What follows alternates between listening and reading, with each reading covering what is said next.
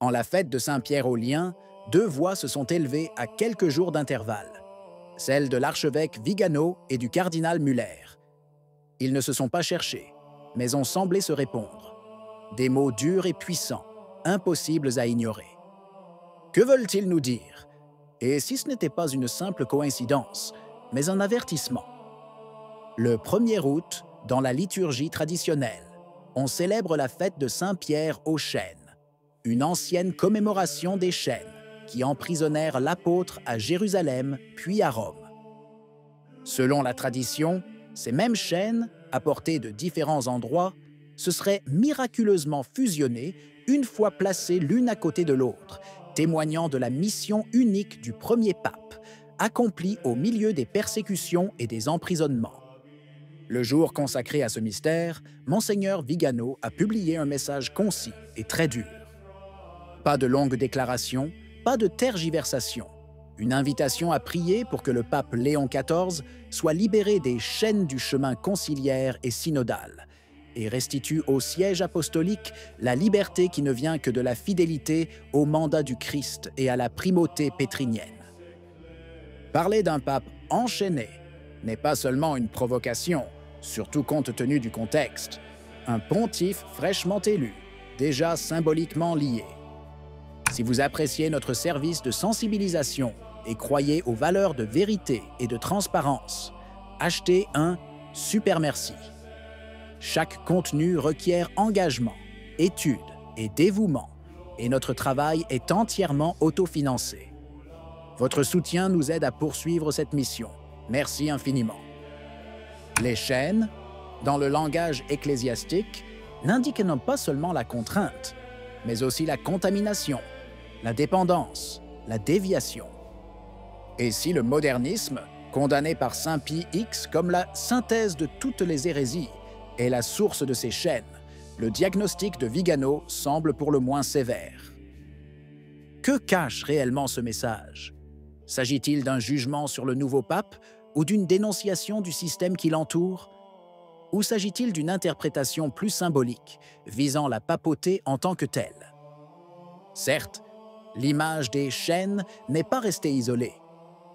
Dans le même climat liturgique et symbolique, une autre voix s'est élevée avec force quelques jours plus tard, celle du cardinal Gerhard Müller. Son intervention, publiée par LifeSite News, n'est pas une méditation spirituelle, mais un réquisitoire précis, dirigé au cœur de la crise de l'Église allemande. Des mots qui, bien que provenant de contextes différents, semblent résonner avec le message de Vigano, l'image d'une Église ligotée, bloquée, entravée dans sa mission à cause de sa soumission à la logique mondaine. Les évêques allemands, écrit-il, ont refusé de condamner ouvertement les personnalités politiques qui prônent le sacrifice des plus vulnérables, de peur d'être taxés d'extrême droite. C'est un signe de la maladie mortelle du catholicisme en Allemagne. Selon Müller, les pasteurs placent la lutte pour le pouvoir politique et la faveur de l'État avant leur témoignage apostolique.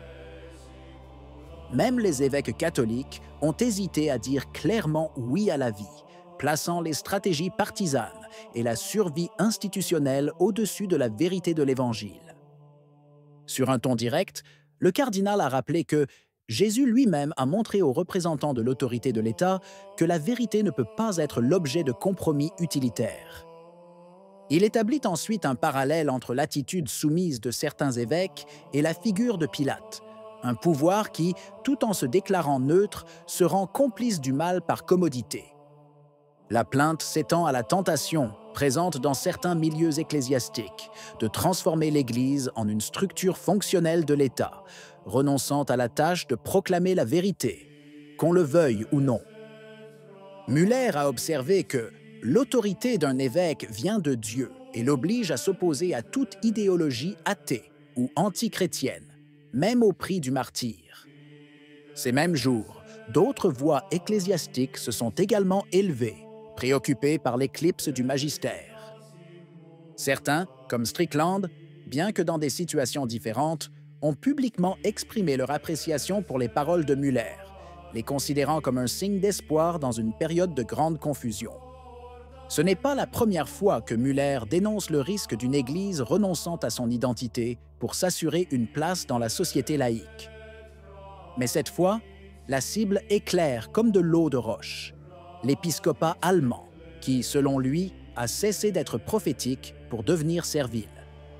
Selon Müller, la crise n'est pas seulement doctrinale, mais anthropologique.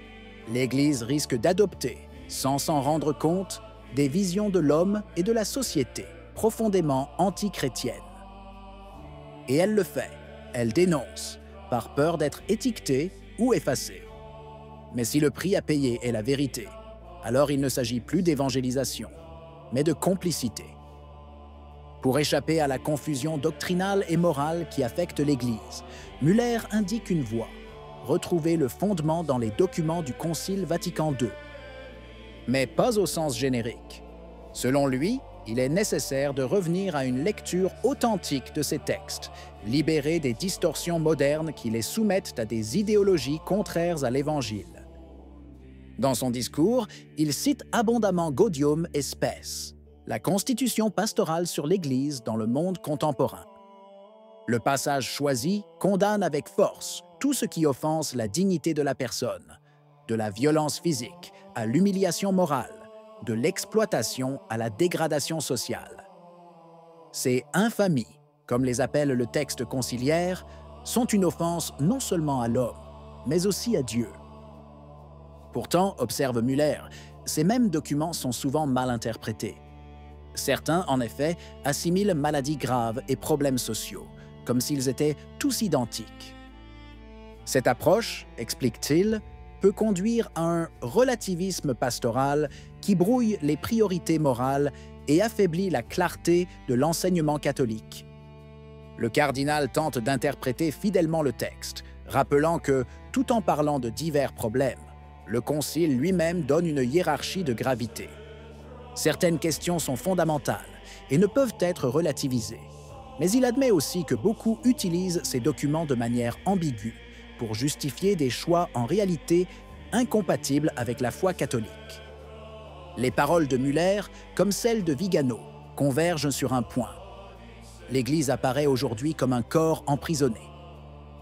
Non pas par des persécutions extérieures, mais par des contraintes internes, par des compromis, par un climat de peur qui désarme les pasteurs et désoriente les fidèles. Les chaînes dont nous parlons, qu'elles soient symboliques, morales ou culturelles, décrivent une condition réelle, celle d'une institution qui, au nom du dialogue, a cessé de parler, et au nom de la prudence, a cessé de témoigner.